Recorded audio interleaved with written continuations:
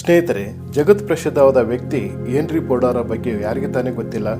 ಸ್ವಂತ ಬುದ್ಧಿಶಕ್ತಿಯಿಂದ, ಚತುರ ಗುಣಗಳಿಂದ ಪ್ರಪಂಚಾದ್ಯಂತ ಮೋಟಾರ್ ವ್ಯಾಪಾರ ಸಾಮ್ರಾಜ್ಯವನ್ನು ಕಟ್ಟಿದಾತ.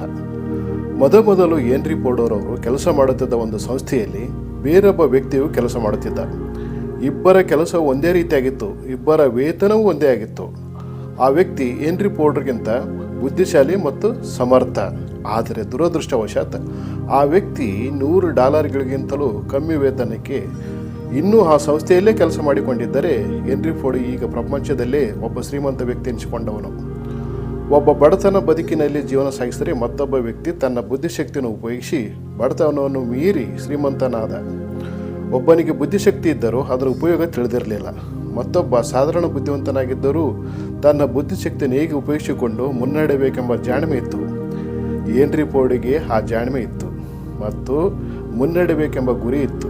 ಅವರಿಗೆ ಹಣ ಮತ್ತು ಕೆಲಸದ ತೃಪ್ತಿ ಎರಡನ್ನೂ ಗಳಿಸಿದ ಹೆಗ್ಗಳಿಕೆ ಇತ್ತು.